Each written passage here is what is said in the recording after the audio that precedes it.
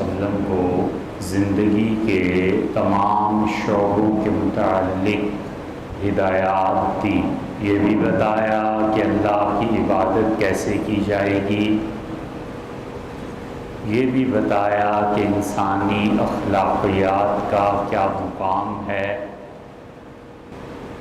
یہ بھی بتایا کہ معاشرے میں رہنے کے لیے، بسنے اور اجڑنے کے لیے کیا کیا احکامات ہیں۔ نکاح اور طلاق کا پورا نظام دیا،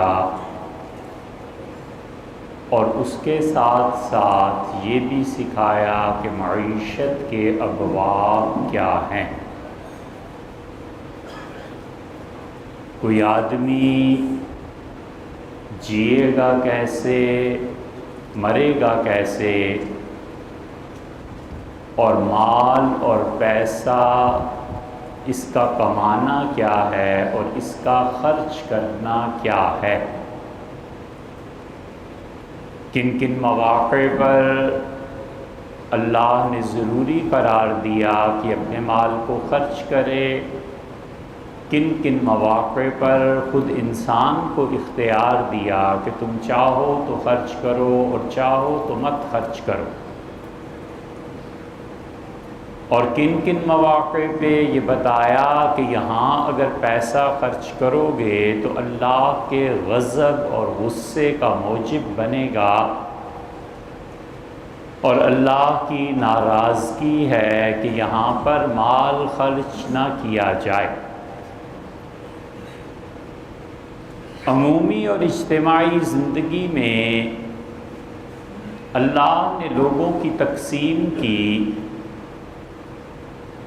اور اللہ تعالیٰ نے لوگوں کے درجات متعین کیے، کسی کو زیادہ دیا، کسی کو کم دیا، اور جو آدمی اپنے حلال مال میں بڑھوتی کے لیے کوشش کرتا ہے اس کی بھی تعریف فرمائی، اور جو اپنے اسباب اور وسائل کی قلت کی بنا پر تکلیف میں مبتلا ہوتا ہے اس کی بھی تعریف فرمائی، اور یہ بتایا کہ دیکھو زندگی میں تقسیم ہی بہتر ہے، اور انسان اس تقسیم کے ساتھ ہی دنیا میں گزارا کر سکتے ہیں۔ اگر ہر ایک کو فاقے سے مار دیتے تو یہ اس حکمت کے خلاف تھا، پھر ہم نے دنیا بنائی کیوں؟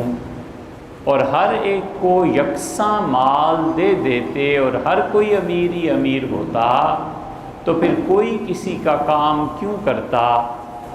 مارکیٹ میں تجارت کے لیے لوگ کیوں آتے؟ اور مزدور اور مزدوری دینے والا، ان میں کوئی فرق اگر نہ رہے تو کائنات کا نظام کیسے چلے؟ اللہ نے ایک سٹینڈرڈ دیا، اور اللہ نے کہا کہ اس حد تک کسی بھی اسلامی مملکت میں تمام لوگ برابر ہیں، اور ان حدود کے بعد اگر کسی انسان کے پاس پیسہ زیادہ ہے تو تم اپنے آپ کو کنٹرول کرو، حسد کی کوئی وجہ نہیں ہے، اللہ نے تمہیں بھی موقع دیا اور اسے بھی موقع دیا۔ اور اللہ نے اس بات کو نفرت کی نگاہ سے دیکھا کہ کسی مملکت میں لوگ بنیادی ضروریات زندگی سے محروم رہیں، اس لیے بنیاد کیا ہے؟ بنیاد یہ ہے کہ اسلامی مملکت میں لوگ ضروریات زندگی کی حد تک نہ کسی کے محتاج ہوں، اور نہ وہ مانگیں اور نہ وہ ہاتھ پھیلائیں۔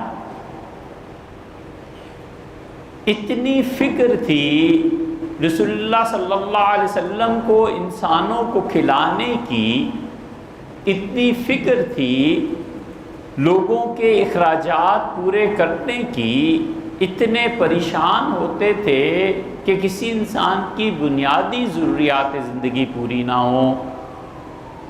آپ اس سے اندازہ کیجئے کہ مدینہ منورہ میں 3 یا 4 ہجڑے رہتے تھے،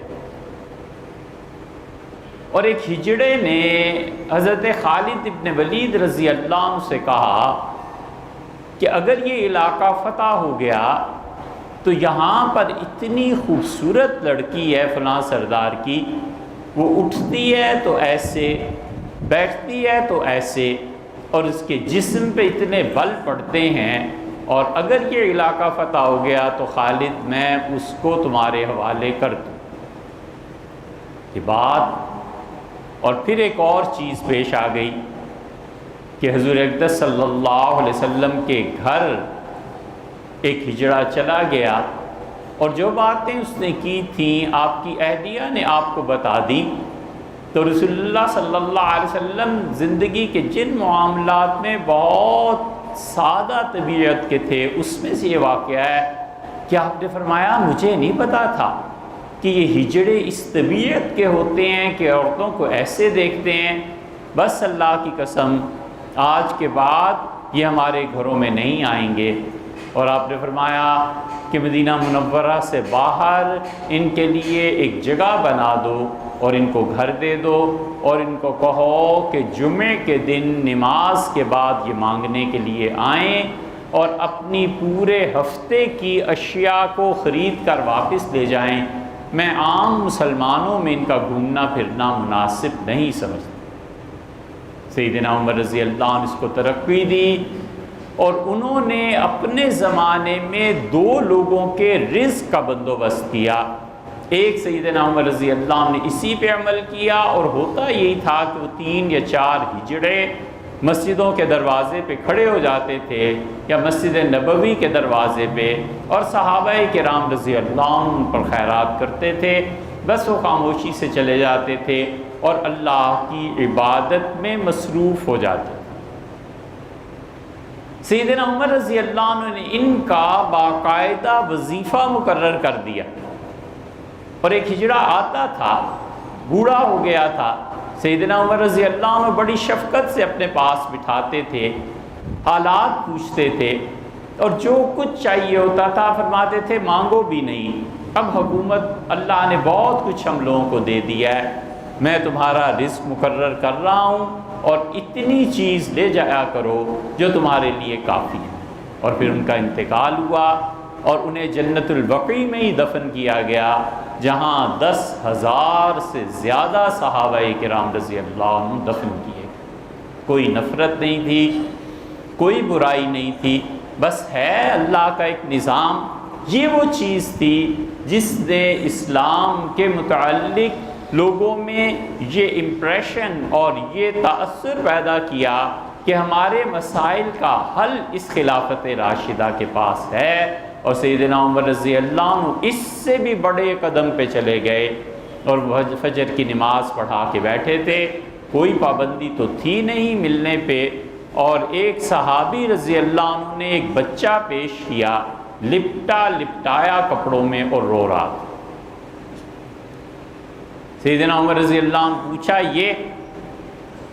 اس نے کہا میں آج صبح نماز کے لیے حاضر ہو رہا تھا مسجد میں، اور میں نے کوڑے کے ڈھیر پر دیکھا ایک لڑکی نے یہ بچہ پھینکا اور بھاگ گئی، اور قریب تھا کہ امیر المومنین یہ مر جاتا یا کتے اسے نوچ لیتے، میں نے اسے اٹھایا اور آپ کی خدمت پہ پیش کر دیا۔ سیدنا عمر رضی اللہ عنہ نے ان سے مزاح فرمایا، یہ جو سیدنا عمر رضی اللہ عنہ کا ایک نقشہ ہے نا کہ سختی یہ وہ، اس کے باوجود وہ آدمی تھے، وہ کہتے تھے کہ اگر لوگوں جتنی مجھے محبت ہے تم لوگوں سے، اور جتنا میں اندر سے نرم ہوں، اگر میں ظاہر کر دوں تو اس ملک کا نظام نہ چلے، لوگ تو میرے کندھے کی چادر بھی اتار کر کھینچ کے لے جائیں۔ فرماتے تھے یہ اس لیے تاکہ نظام قائم رہے۔ تو مزاح فرمایا اور کہا میرا خیال ہے تمہاری اولاد زیادہ ہو گئی ہے، اور رات یہ بچہ پیدا ہوا ہوگا تو تم لے آئے ہو میرے پاس کہ اسے وظیفہ اس کا لگا دیں۔ ایک اور صحابی رضی اللہ عنہ کا نہیں حضرت میں نے خود دیکھا ہے اسے۔ سیدنا عمر رضی اللہ عنہ نے کہا کہ اس کے باپ کا پتہ نہیں چل رہا، 1 فکرے میں قانون بنا دیا، بس فرمایا اسے لے جاؤ، اسے پالو، اور اس کے منافع تمہارے لیے ہیں اور اخراجات گورنمنٹ کے ذمہ، بس بڑا ہو جائے، تجارت کرے، پڑھے، کسی درجے تک پہنچ جائے، پیسے آنے لگیں، تو اس پہ تو اظہار نہیں کیا جا سکتا کہ تم ایسے باپ کی اولاد ہو جس کا کچھ پتہ نہیں ہے۔ فرمایا جو نفع آئے زندگی میں رکھنا، اور جو اس سے نقصان ہو یا اس پہ اخراجات آئیں وہ ہمارے ذمہ۔ اور پھر فرمایا انہوں نے عرض کیا کہ حضرت اس کے والد کا نام، فرمایا اپنا نام لکھواؤ کیونکہ تم اسے اٹھا کر لائے۔ اس کا امیر المومنین میں معاشرے میں ایسے نہیں جی سکوں گا، میں اپنا نام لکھوانا پسند نہیں کرتا۔ فرمایا پھر میرا نام لکھو اور اس کا وظیفہ جاری کراؤ اور کہو یہ عمر کا بیٹا۔ سیدنا عمر رضی اللہ عنہ اس کردار کے آدمی تھے کہ چاند کا تھوکا منہ پہ آتا، کوئی تصور ہی نہیں ہو سکتا تھا کہ امیر المومنین رضی اللہ عنہ بھی کبھی ایسے ہوں۔ تو فرمایا میرا نام لکھ دینا، گورنمنٹ کا نام لکھو، ہمارا بیٹا ہے، ہم اسے پالیں گے۔ یہ وہ چیز تھی جو رسول اللہ صلی اللہ علیہ وسلم بتا کے گئے تھے، اور یہ جتنے معاشیات اور غربت پر بحث کرنے والے ہیں یہ نہیں جانتے کہ یہ بات ہمارے اور آپ کے دماغ میں ہی صرف نہیں ہے، یہ بابا کے دماغ میں بھی آ گئی تھی جب اللہ نے انہیں ان کی اولاد دکھائی۔ اس عالم خلق سے پہلے اور لوگوں کی تخلیق سے پہلے اور وجود سے پہلے ارواح کا جو دنیا اور عالم تھی، اللہ تعالیٰ نے حضرت آدم علیہ السلام کو کئی چیزیں دکھائیں۔ ان میں سے کچھ چیزوں کا اظہار رسول اللہ صلی اللہ علیہ وسلم نے فرما دیا۔ اللہ نے ایک دن آدم علیہ السلام کو بلایا اور کہا یہ دیکھو یہ ہیں وہ تمہارے بیٹے جنہیں ہم نبوت سے سرفراز کریں گے۔ اور انہوں نے دیکھا ان کا ایک بیٹا جیسے ستارہ چمکتا ہے، اتنا نور تھا اس میں، اتنا گورا چٹا۔ بے اختیار انہوں نے کہا کہ اے رب یہ میرا بیٹا کون ہے؟ اللہ نے کہا داؤد، یہودیوں کے نبی ڈیوڈ، حضرت داؤد علیہ السلام کا کہا یہ تمہارا بیٹا ہے۔ پھر آدم علیہ السلام نے پوچھا کہ اے پروردگار اس کی عمر کیا ہوگی؟ اللہ نے کہا 60 سال۔ وہ ناراض رنجیدہ ہوئے اور کہا اللہ لوگوں کی عمریں زیادہ ہوں گی، میرے بیٹے کی عمر بھی زیادہ کر۔ اللہ تعالیٰ نے فرمایا ما یبدل القول لدی، ہم جو بات طے کر دیتے ہیں پھر بدلتے نہیں ہیں۔ انہوں نے کہا اے رب پھر اس طرح کر دے، اگر سوچتے رہے اور عرض کیا کہ میری زندگی کے 40 سال میرے بیٹے کو دے دیں۔ اللہ تعالیٰ نے فرمایا کہ لاؤ قلم کاغذ دوات لکھو، اور پھر آدم علیہ السلام سے کہا اس پہ دستخط کرو۔ پھر اللہ نے کہا میرے عرش کے پاس اسے رکھو، مجھے پتہ ہے کہ یہ بھول جائے گا، اور یہ عادت اس کی اولاد کو بھی پڑے گی کہ کہہ کے پھر بھول جائیں گے۔ لمبی حدیث ہے لیکن مثال اس کی یہ ہے، اور بہت مثالیں۔ اس میں سے ایک چیز یہ ہے کہ اللہ تعالیٰ نے آدم علیہ السلام کو ان کی ساری اولاد دکھائی اور کہا یہ ہیں تمہارے بیٹے، قیامت تک تمہاری نسل اتنی پھیلے گی اور اس طرح سے ہو۔ اسی لیے ابن عربی رحمۃ اللہ نے لکھا ہے فتوحات میں کہ آخری بچی جو اس دنیا میں پیدا ہوگی لڑکی، وہ چین میں ہوگی، وہاں پر پہنچ کے نسل انسانی کا خاتمہ ہو جائے گا۔ خیر یہ ایک الگ موضوع ہے۔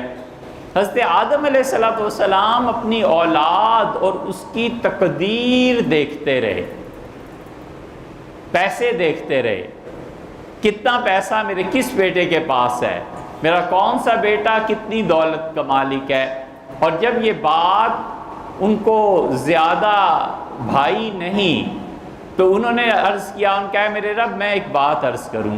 اللہ نے کہا کہو۔ انہوں نے کہا رب لولا سویتا، اللہ ایسے کیوں نہیں ہو سکتا کہ آپ ساری دنیا کے انسانوں کو یکساں رزق دیں، غربت اور امارت مٹ جائے۔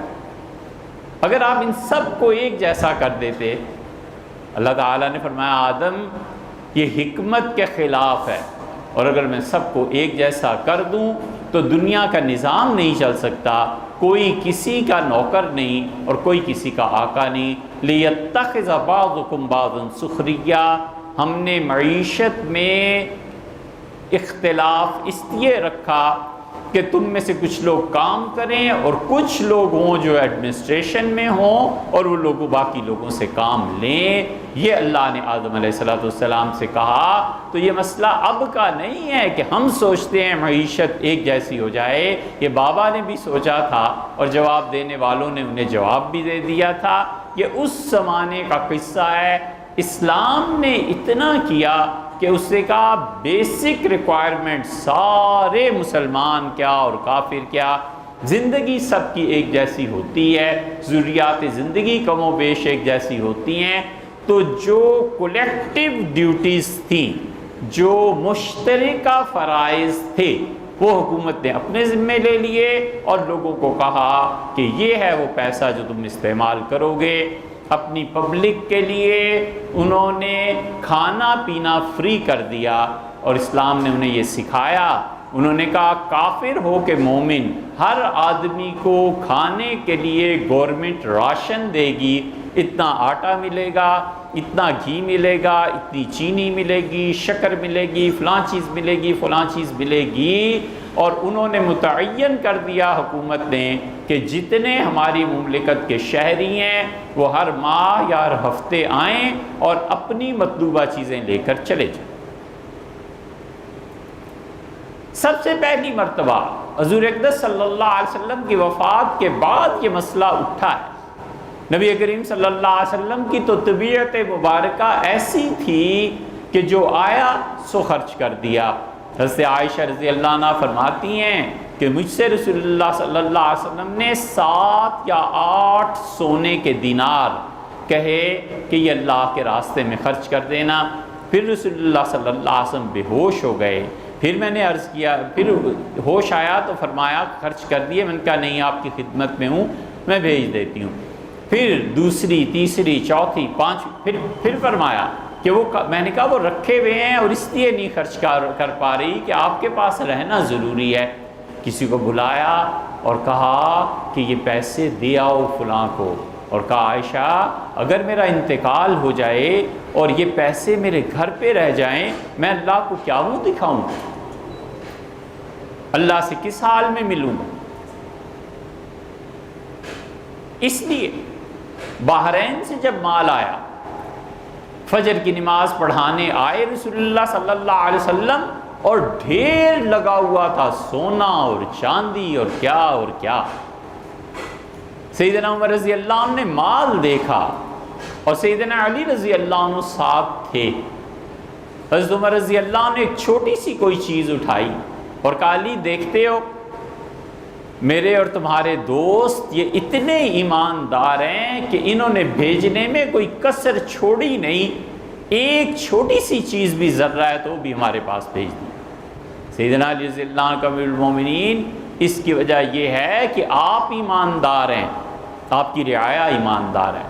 اگر آپ مال بٹورنے والے ہوتے، آپ کی رعایا آپ سے بڑھ کر خیانت کرتی۔ آپ اچھے ہیں اس لیے رعایا اچھی۔ سیدنا عمر رضی اللہ عنہ کے زمانے میں بھی یہ ہوا ہے، رسول اللہ صلی اللہ علیہ وسلم کے دور میں بھی ہوا ہے۔ جب آپ تشریف لائے، آپ نے بحرین کا مال دیکھا اور اس مال کو آپ نے فجر کے بعد بیٹھے، صحابہ رضی اللہ عنہ خوش تھے۔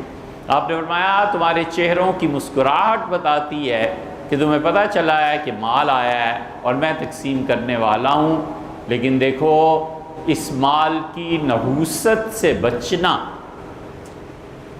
عرض کیا گیا اللہ کے رسول کیا اس مال میں خرابی ہے؟ فرمایا یہ خرچ کرنے والے کا دل تنگ کر دیتا ہے اور رشتہ داریوں کو توڑ دیتا ہے، یہ 2 چیزیں مال کی نحوست ہے۔ پیسہ آیا اور بہن بھائی ماں باپ نظر سے گرے، میں اتنا پیسے والا اور بھائی کے پاس کیا ہے، اور پیسہ آیا اور کچا گھر جس میں رہتے تھے بجائے اس کے کہ پکا بناتا سب کو لے جاتا، کہتا ہے میں اپنا گھر کوٹھی بناؤں، بھائی اور بہن اور ماں اور باپ جائیں جہنم میں، انہوں نے نہیں کیا، میں نے۔ رسول اللہ صلی اللہ علیہ وسلم نے اس مال کا زہر بتا دیا کہ اس مال میں یہ زہر ہوتا ہے، اس سے بچو۔ ایک رشتہ داریوں کو نہیں توڑنا جتنا بھی پیسہ، اور دوسرے دل نہیں تنگ کرنا، جہاں ضرورت ہے وہاں خرچ کرو۔ اور پھر تقسیم شروع ہوئی اور پھر تقسیم شروع ہوئی، اور ایسی شروع ہوئی کہ ظہر کی نماز، پھر عصر، مغرب، عشاء، اور رسول اللہ صلی اللہ علیہ وسلم کو کہا گیا آرام فرما لیں۔ آپ نے فرمایا نہیں، میں اس وقت تک گھر نہیں جاؤں گا جب تک کہ اس مال کا آخری پیسہ اور دھیلا بھی خرچ نہ کر لوں۔ میں گھر چلا جاؤں اور مجھے کچھ ہو جائے، اللہ مجھ سے پوچھے گا اس مال کا کیا کیا، تو میں اللہ کو کیا جواب دوں گا کہ میرے پاس پڑا ہوا تھا۔ اس خرچ کو دیکھ کر سیدنا عمر رضی اللہ عنہ نے ایک دن کہا اللہ کے رسول کچھ مال بچا لیا کریں، اور حضرت عمر رضی اللہ عنہ کی اپنی پالیسی یہی تھی، بچاتے تھے مال، فرماتے تھے یہ خرچ ہوگا، کبھی یہ پیسہ، کبھی حکومت کے کاموں میں ضرورت پیش آ جائے گی، میں کہاں سے مانگوں گا، سنبھال کے رکھو۔ حضور صلی اللہ علیہ وسلم خاموش ہو گئے، حضرت بلال رضی اللہ عنہ بھی بیٹھے ہوئے تھے، ان کا انفق، اللہ کے رسول خرچ کیجئے، خرچ کیجئے، جتنا اللہ دے خرچ کیجئے، اللہ آپ پر اپنی عنایات کا دروازہ بند نہیں کرے گا۔ رسول اللہ صلی اللہ علیہ وسلم کا چہرہ کھل اٹھا ان غریبوں کی وجہ سے جو مدینہ منورہ میں رہتے تھے۔ آپ نے فرمایا انفق یا بلال، بلال میں نے تمہیں پیسہ دیا ہے، خرچ کر، اور جو ہے سو خرچ کر۔ وَلَا تَخَفْ مِنْ ذِي الْعَرْشِ إِقْلَالًا، اللہ جو عرش جیسی بڑی چیز کا مالک ہے وہ ہمیں بھوکا رہنے دے گا، وہ ہمیں تنہا چھوڑ دے گا، خرچ کر۔ لیکن جب حضرت ابوبکر رضی اللہ عنہ کا دور آیا تو سیدنا ابوبکر رضی اللہ عنہ نے کہا کہ میں اپنی مملکت کے ہر فرد کو یکساں تنخواہ دوں گا۔ انہوں نے کہا غربت اور امارت کا تصور اور چیزوں میں ہے، جن لوگوں نے اللہ کے لیے قربانیاں دی ہیں خدا سے جائیں اور اجر لے لیں۔ دنیا میں انسانوں کی ضروریات عام طور پہ برابر ہی ہوتی ہیں، میں سب لوگوں کو برابر کا مال تقسیم کروں گا۔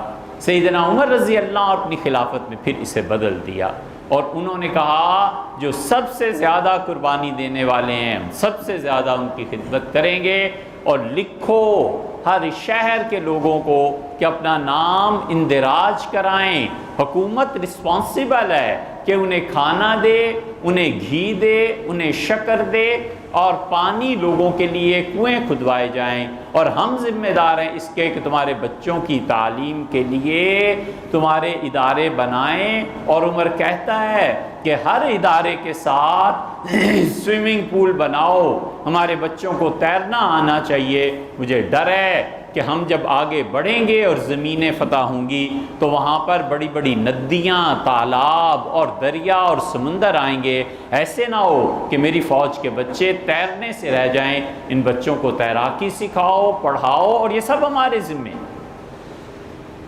ایجوکیشن فری ہو گئی، کھانا پینا فری ہو گیا، حتیٰ کہ وہ ممبر پر بیٹھے اور انہوں نے کہا حساب کرو ایک آدمی کتنا کھاتا ہے۔ لوگوں نے رائے دی، فرمایا 30 آدمیوں کو بلاؤ اور اتنا پکاؤ، اور 30 کو کھلایا، کھانا بچ گیا۔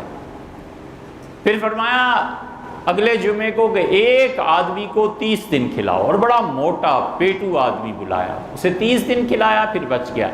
اور پھر سیدنا عمر رضی اللہ عنہ تیسرے جمعے کو ممبر پر بیٹھے اور انہوں نے کہا 30 آدمیوں کو کھلایا ہے، پھر ایک آدمی کو 30 دن کھلایا ہے، میں نے پورا تجربہ کر لیا ہے، میری مملکت میں ہر فرد کے لیے اتنا اناج، اتنا گھی اور اتنی شکر، یہ 3 چیزیں دی جائیں گی۔ اور پھر انہوں نے پیمانہ ہاتھ میں پکڑا اور انہوں نے کہا اے میرے رب، میرے بعد اس امت میں، رسول اللہ صلی اللہ علیہ وسلم کی امت میں کوئی حکومت کا فرد اس سے کم دے اپنی رعایا کو، اللہ اس کی عمر کے اتنے دن کاٹ لے۔ بددعا دی، فرمایا اللہ اسے موت دے دے جو میرے مقرر کردہ پیمانے کو بدلے۔ 2 مہینے بعد رپورٹ آ گئی کہ حضرت وہ جتنا آپ دیتے ہیں بچے تو اتنا نہیں کھاتے، بچے کو بھی اتنا ہی آپ نے دیا ہے، بڑے کو بھی اتنا ہی دیا ہے۔ فرمایا میں نے سوچ سمجھ کے کیا، ان کا حضرت وہ اناج آ کر مارکیٹس میں بکنے لگا ہے اور خریدنے والے اتنے ہیں نہیں، چپ ہو گئے۔ پھر ایک دن فرمایا میں نے سوچا ہے، دیکھو اللہ نے اتنا کچھ ہمیں دے دیا ہے، حضور صلی اللہ علیہ وسلم کی امت کو کھاتا پیتا چھوڑ کے جاؤں، اللہ قیامت میں عمر سے بھوک کے متعلق سوال نہ پوچھے، یہ زیادہ صحیح ہے بجائے اس کے کہ میں ان پیمانوں میں کمی کر دوں اور لوگ مانگنے تک پہنچ جائیں۔ میں یہ نہیں کر سکتا۔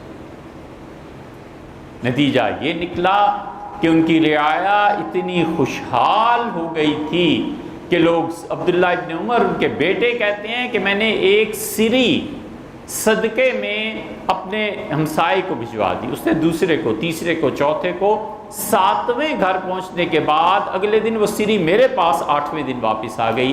کوئی صدقے کے لیے نہیں ملتا، کس کو دیتے؟ یہ ساری چیزیں اسی لیے ہیں کہ حکومت وقت کی ذمہ داری ہے کہ وہ لوگوں کے لیے کھانے کا بندوبست کرے، وہ لوگوں کے بچوں کے لیے تعلیم کا بندوبست کرے۔ سیدنا عمر رضی اللہ عنہ کہتے تھے جس سے ہم اپنا کام لیں گے اس کو اپنی سواری بھی دیں گے۔ ٹرانسپورٹیشن یہ مسئلہ حکومت کا ہے، جن کو بلا کر وہ کام لیتی ہے اور ان سے کام کراتی ہے، گورنمنٹ ان کے لیے یہ سہولتیں مہیا کرے۔ اسلام نے اس کو بھی سکھایا اور دوسری طرف اگر آپ دیکھتے ہیں تو وہاں بھی سکھایا۔ اسی لیے صحابہ کرام رضی اللہ عنہ میں اتنا خرچ کرنے کا جذبہ تھا کہ کوئی آدمی ملے اور خرچ کرے۔ لوگ جن کے وظیفے مقرر نہیں ہو سکے سیدنا عمر رضی اللہ عنہ انہیں بلاتے تھے۔ ایک لڑکی بازار میں ملی اور اسے کہا میرے شوہر کا انتقال ہو گیا اور امیر المومنین مجھے اپنے بچوں کے لیے کچھ چاہیے۔ فرمایا اچھا میرے ساتھ آؤ۔ اس نے کہا میں یرفع کی بیٹی ہوں۔ فرمایا وہ کون؟ انہوں نے کہا حدیبیہ میں رسول اللہ صلی اللہ علیہ وسلم کے ہاتھ پر میرے والد نے بیعت کی تھی، اور نبی کریم صلی اللہ علیہ وسلم نے فرمایا جس شخص نے حدیبیہ میں میرے ہاتھ پر بیعت کر لی لا یمسہ النار، جہنم کبھی نہیں دیکھے۔ سیدنا عمر رضی اللہ عنہ لے گئے 2 اونٹ غلوں سے لدوائے، اناج، شکر اور اس کے ساتھ ساتھ ستو، اس زمانے میں جو عرب لوگ کھایا کرتے تھے، کھجوریں، چکنائی، چربی، سب چیزیں لدوائیں اور اپنے غلام اسلم سے کہا کہ یہ جو 2 بوجھ ہیں اونٹ پہ، ایک ادھر اور ایک ادھر، 4 بوجھ ہو گئے 2 اونٹوں پہ، برابر رکھنے کے لیے درمیان میں یہ جو اونٹ ہے، اونٹ کی جگہ باقی ہے، اس پہ پیسے رکھو اور کپڑے رکھو۔ اور دونوں اونٹ دیے اور کہا میں کل خیبر جا رہا ہوں اور خیبر میں پھر مجھے ملنا، میں تمہیں اور بھی دوں گا۔ خیبر میں ملے، خیبر میں وہ خاتون پہنچی، بہت کچھ سیدنا عمر رضی اللہ عنہ نے 8 یا 10 اونٹ لاد کے دیے اور فرمایا یہ سال بھر کا خرچہ دے رہا ہوں اور اپنے بچے کو جاؤ رجسٹرڈ کرواؤ تاکہ تمہارا بچہ کسی دن دودھ پینے سے باقی نہ رہ جائے اور کھاؤ، اور تم چاہو تو دوسری شادی۔ صحابہ کرام رضی اللہ عنہ عرض کیا امیر المومنین آپ نے بہت زیادہ نہیں دے دیا؟ فرمایا قیامت میں یہ چیز مجھے بچا لے گی آج کا خرچ کرنا۔ اللہ مجھ سے پوچھے کہ وہ عورت آئی تھی کیا کیا، میں خدا کو کیا جواب دوں گا؟ فرمایا یہ اس کا احسان ہے، اس نے لے لیا۔ یہ صحیح چیز ہے کہ آدمی اپنی ذمہ داری کو پورا کر کے یہ سمجھے کہ دوسرے نے قبول کر لیا یہ اس کا احسان ہے۔ یہ نہیں ہے کہ ذمہ داری پوری کرے اور پھر آگے سے یہ بھی چاہے کہ میرا شکریہ بھی ادا کرو۔ بھئی آپ کی ڈیوٹی آپ نے کرنا۔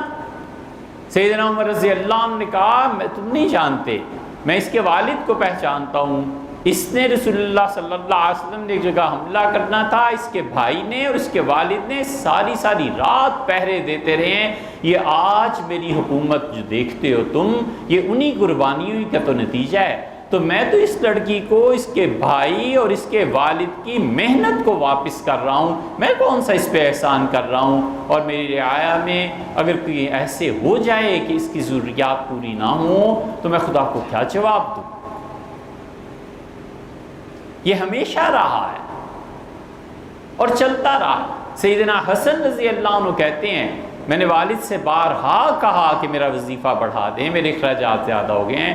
ان کا حسن قطعاً نہیں ہو سکتا، پیسہ اتنا ہی ملے گا جتنا عام مسلمانوں کو مل رہا ہے، میرا بیٹا ہونے کی وجہ سے کوئی رعایت نہیں۔ یہاں تک کہ بعض صحابہ کرام رضی اللہ عنہ نے سیدنا علی رضی اللہ عنہ سے کہا کہ امیر المومنین ہماری تنخواہ یہ وہ، انہوں نے فرمایا نہیں، ابھی تو گنجائش نہیں ہے، میں نہیں کر سکتا۔ ان کا پھر ہم جا رہے ہیں، فرمایا چلے جاؤ لیکن میں اصول کو نہیں توڑوں گا۔ وہ چلے گئے حضرت معاویہ رضی اللہ عنہ کے پاس، اور حضرت معاویہ رضی اللہ عنہ نے دولت سے تول دیا انہیں، تو کہتے تھے کہ سیدنا علی رضی اللہ عنہ یقیناً افضل ہیں، بہتر ہیں معاویہ سے آخرت میں، لیکن دنیا میں معاویہ ان سے زیادہ اچھا ہے، ہماری ضروریات یہاں آ کے پوری ہو گئیں۔ وہ پیسے کی اتنی تھی ریل پیل اس وقت، یہ سب چیزیں، اتنا معاش کا نظام حکومت نے صحیح رکھا تھا کہ خلیفہ واسق باللہ کے زمانے میں علماء میں یہ بحث ہوئی کہ نابینا پر جمعہ فرض ہے یا نہیں۔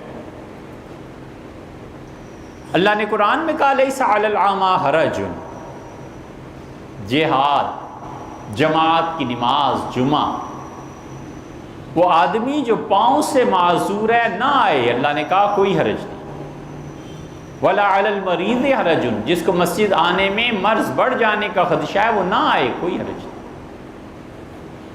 اور اللہ نے فرمایا کہ لیس علی الاعمی حرج ولا علی المریض حرج، مریض اور ان پہ مستثنا قرار دی۔ یہ جو اعمیٰ کا کہا نا کہ نابینا مستثنا ہے، قرآن کی نص سے ثابت ہوتا ہے، اس کے باوجود علماء میں بحث ہوئی، اور خلیفہ واسق باللہ نے آرڈر جاری کیا اور اس سے کہا میری پوری مملکت میں، وہ مملکت کہاں سے شروع ہوتی تھی؟ روس جو موجودہ ہے، اس روس سے لے کر اور افریقہ کے علاقوں تک، اس نے کہا میری مملکت میں ہر معذور آدمی جو پاؤں سے معذور ہے، جو سننے سے معذور ہے، بہرا ہے، جو نابینا ہے، ہر ایک کو ایک غلام دیا جائے گا، اور وہ غلام سرکاری خرچے پر کرائے کے گھر میں رہے، گورنمنٹ اس کا خرچہ برداشت کرے گی، اور یہ 24 گھنٹے کے لیے اس کا ملازم۔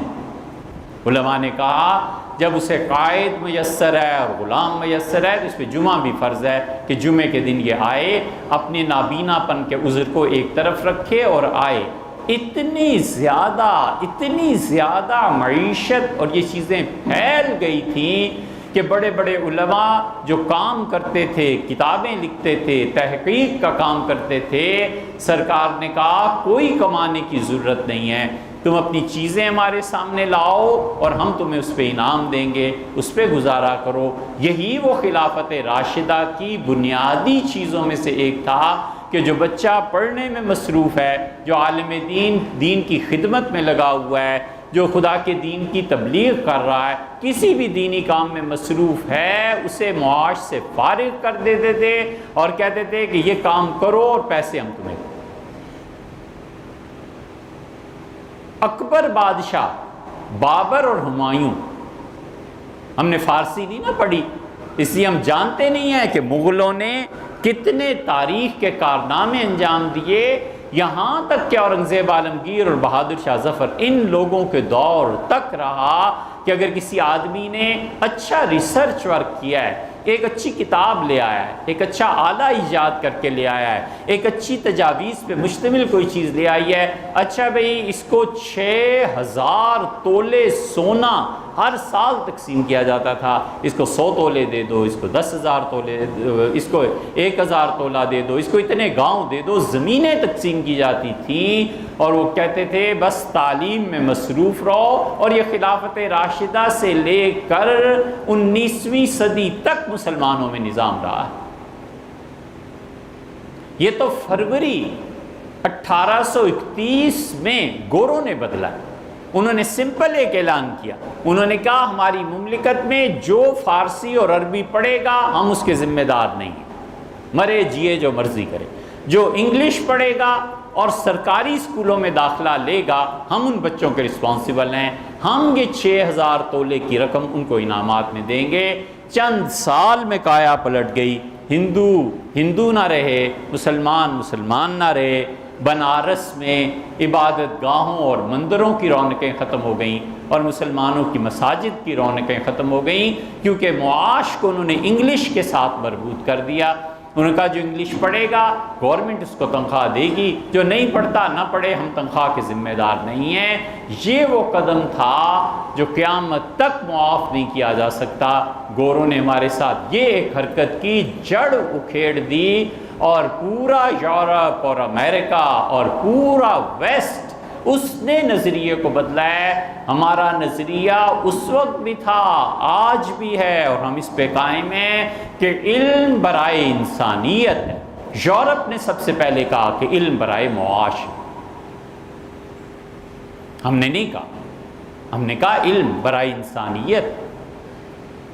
آپ فہرستیں بنائیں، یہ کون ہے؟ خصاف ہے، موچی، جوتے گانٹتا ہے، پڑھا لکھا اتنا ہے کہ شہر کے علماء وہ جوتے گانٹ رہا ہے اور بیٹھ کے اس سے پڑھ رہے ہیں۔ یہ کون ہے؟ یہ سبزی فروش ہے، بقال، حنفی فقہ کے امام قدوری رحمت اللہ علیہ۔ قدوری نے اپنی کتاب لکھ کے بیت اللہ میں جا کر ملتزم پہ رکھ دی اور اس سے کہا ہے میرے رب میں نے انسانی بساط کی حد تک صحیح لکھا ہے، اور اگر اس میں کوئی غلطی ہے تو اے میرے رب تو مٹا دے اسے، میری وجہ سے امت میں گمراہی نہ پھیلے۔ وہ کہتے ہیں جب کتاب انہوں نے اٹھائی تو 6 یا 7 مقامات مٹے ہوئے تھے، انہوں نے ان مٹے ہوئے مقامات کو ختم کر دیا۔ صاحب کرامت اولیاء کرام میں سے قدوری کیوں کہتے ہیں؟ قدر، ہنڈیا کو کہتے ہیں نا، کمہار تھے، ہنڈیا بنایا کرتے تھے، آج تک ہمارے بچے ان کی کتابیں پڑھتے۔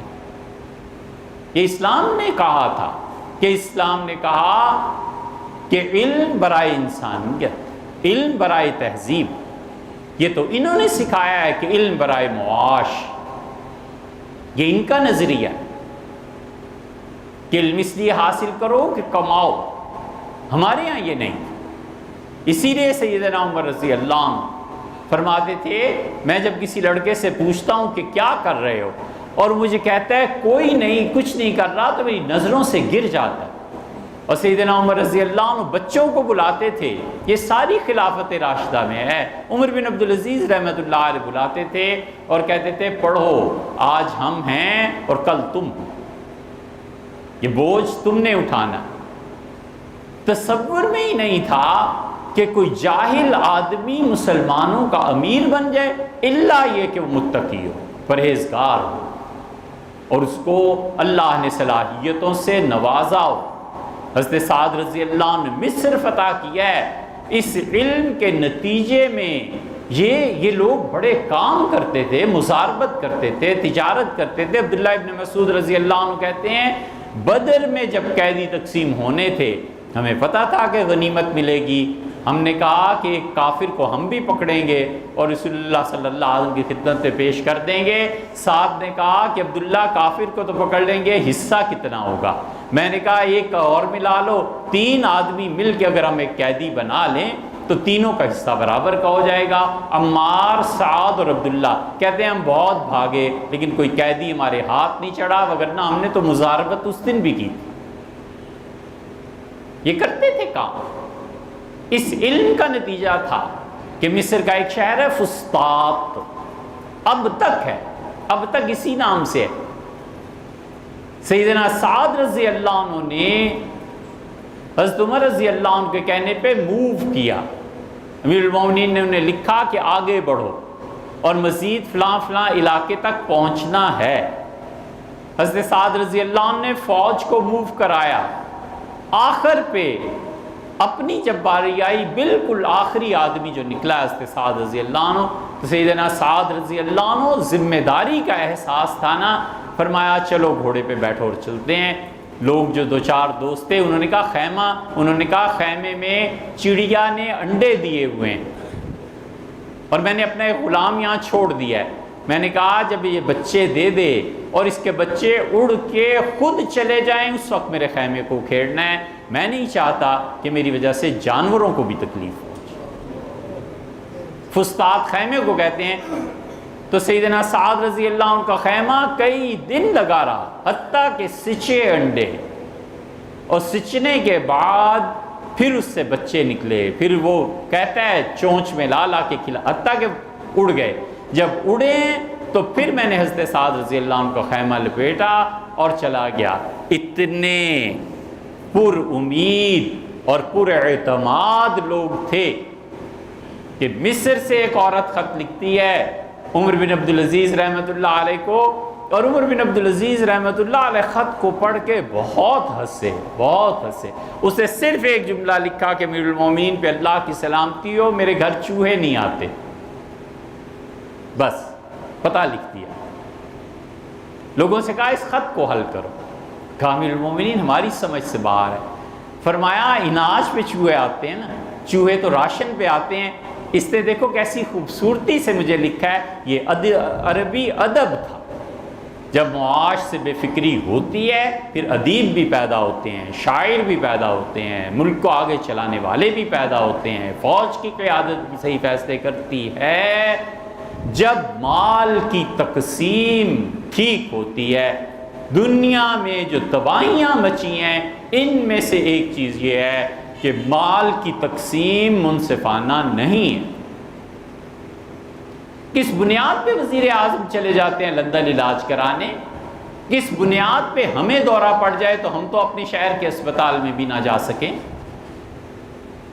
ہے کوئی تو اللہ کو اس ظلم کا جواب نہیں دینا؟ کون سی بنیاد ہے جس پر بلاول جا کے آکسفورڈ پڑھے اور ہمارے بچے جو اس سے 100 گنا زیادہ اچھے نمبر لیتے ہیں وہ میں اس سے پوچھوں کہ بیٹے آپ میڈیکل میں نہیں گئے ہو کہ بابا کے پاس پیسے نہیں؟ ظلم نہیں ہے؟ خدا کا قہر تم پہ نازل نہ ہو کہ تمہارے بچے فارن میں جا کے اپنی جائیدادیں بنائیں اور ہمارے بچے چوراہوں پہ کھڑے ہو کے بھیک مانگے؟ ظلم غضب خدا کا کچھ تو ہوش کرو. اللہ کو کیا جواب دو؟ اور پھر تم نام لیتے ہو اس کا جس نے کہا کہ فرات کے کنارے کتا مر جائے تو اللہ اس سے حساب لے گا. خارش زدہ کتوں کے لیے سیدنا عمر رضی اللہ عنہ نے مرہم تیار کرائی اور فرمایا میری پوری مملکت میں تقسیم کرو, اور یہ گورنر جو ہیں انہیں لکھو کہ جن کتوں کو خارش ہو جاتی ہے ان کی خارش مجھے بڑی تکلیف دیتی ہے, اس خارش کو ختم کرو. یہ اس امت کے نام, اس ہستی کے نام لے اور اس امت میں سے ہو, اور کوئی پرواہ نہیں ہے کہ لوگ کہاں جا رہے ہیں اور معیشت کدھر برباد ہو رہی ہے.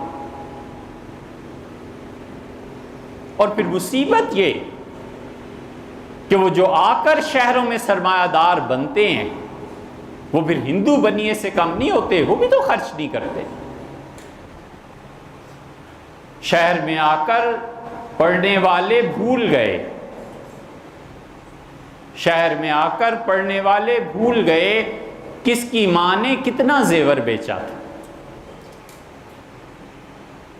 ہمارے بچے فیس نہ دے سکیں, ہم ان کی فیس نہ ادا کر سکیں, ہم بجلی کے بل نہ ادا کر سکیں, اور تم 10 منٹ تقریر کرنی ہے اور اے سی نہیں چل رہا تو پسینے پوچھو اور پوچھو کہ یار آج بجلی نہیں ہے.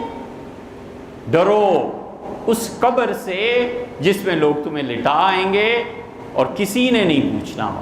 ڈرو. کتنے ہیں جو لیاقت علی خان کی قبر پہ جا کے فاتحہ پڑھتے ہوں, اور کتنے ہیں جو ایوب خان کی قبر پہ فاتحہ پڑھتے ہوں. تمہاری اولادیں اتنی عیاشی اور تمہارے مرض وہ لندن سے کم امریکہ سے کم ٹھیک ہی نہ ہو, اور ہم لوگ مر جائیں جنازے کو اور اٹھانے کے کوئی اجرت نہ ہو اور دفن کرنے کی اجرت نہ ہو, کوئی پرواہ نہیں, خدا کو کوئی حساب نہیں دے.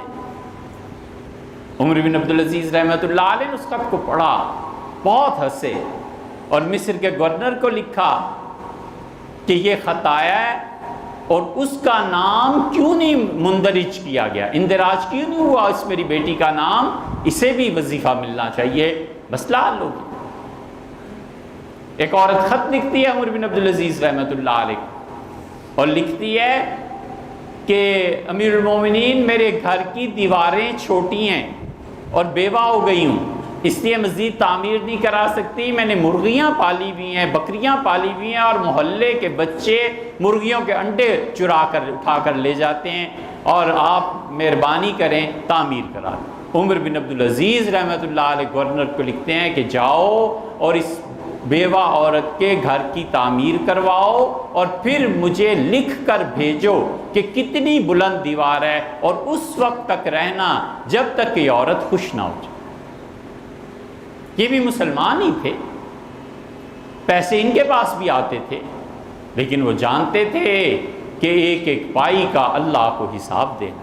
وہ جانتے تھے کہ یہ رعایا ہے اور یہ جو لوگ ہیں ان کی ضروریات زندگی کو پورا کرنا یہ ہماری ذمہ داری ہے۔ ایسے ہی نہیں سیدنا عمر رضی اللہ عنہ راتوں کو اٹھ کر پھرتے تھے، سیدنا علی رضی اللہ عنہ نے خزانہ جہاں جمع رہتا تھا، اسٹیٹ بینک، تقسیم کیا مال، جھاڑو دلوایا اور نماز پڑھی۔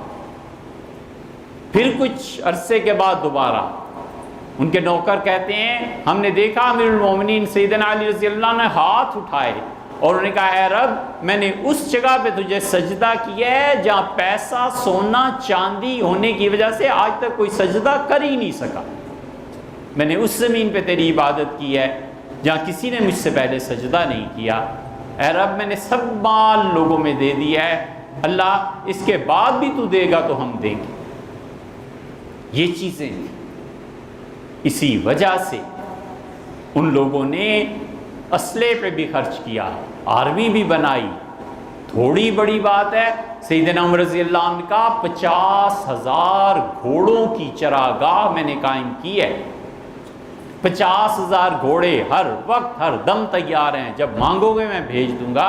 50,000 گھوڑوں کو پالنا کوئی آسان بات؟ عبداللہ ابن مسعود رضی اللہ عنہ سے کوفہ میں پوچھا گیا کہ عبداللہ کیا ٹیکس لگا رہی ہے حکومت؟ عبداللہ رضی اللہ عنہ نے کہا میرے پاس آؤ اور مجھے امیر المومنین نے تعلیم کے لیے بھیجا ہے، میں تمہیں پڑھاؤں گا۔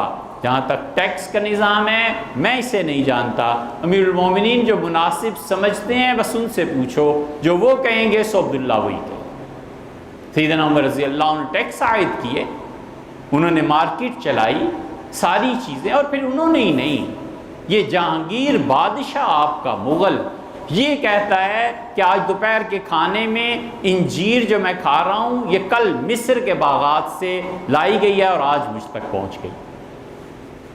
بڑا خوش ہے، کہتا ہے میری رعایا اتنی اچھی ہے، اتنی اچھی ہے کہ مالدہ آم، اور وہ جو آموں کا بادشاہ ہے کیا کہتے ہیں اسے، چونسا، وہ کہتا ہے چونسے کی کاشت میں نے اپنے بیٹے شاہ جہان کے ذریعے کروائی ہے، اور مملکت میں چونسے کے آم درختوں پہ لگے ہوئے گل رہے ہیں، اور افسوس کہ میری رعایا میں کوئی نہیں رہا جو اسے اتار کے کھا لے۔ کہتا ہے لوگوں کے پاس اتنا کچھ، یہ سب چیزیں اس لیے ہیں کہ ہم سوچیں، ہم غور کریں۔ ہم پس رہے ہیں، ہم پھر بھی پستے ہی رہیں گے۔ ہم کیوں نہیں اس تبدیلی پہ غور کرتے کہ وزیر اعظم صاحب اسی ملک میں علاج کرائیں، آپ کے بیٹے بھی وہیں پڑھیں جہاں ہم پڑھتے ہیں، قومی اسمبلی کے ممبران کو آپ یہ سہولت مہیا کرتے ہیں، اور سیکٹریز کو اسلام آباد میں فلاں گریڈ سے اوپر چلا جائے تو فارن میں جا کے علاج کرانے کے بھئی کیوں؟ یہ پولی کلینک کس لیے آپ نے بنایا؟ اسے بھی یہیں بھیجیے، ہمیں بھی یہیں بھیجیے، یا پھر ہم سب کو کہیے کہ لندن ہویا کرو علاج۔ ایک ہسپتال آپ ایسا نہیں بنا سکتے جو آپ یہ کہیں کہ لندن کے سٹینڈرڈ کا ہے اور وزیر اعظم اور صدر کا علاج بھی ہوگا۔ سبحان اللہ، صدر کے دانت کو تکلیف ہو جائے اور امریکہ سے جا کر وہ تبدیل کروائیں، اور ہماری مائیں بہنیں بوڑھیاں سارے دانت بیچاری رو رو کے نکلوا دے اور کوئی پوچھنے والا نہ۔ کب آئے گی یہ تبدیلی اور کب لوگ غور کریں گے؟ اللہ ہمیں سمجھ کی توفیق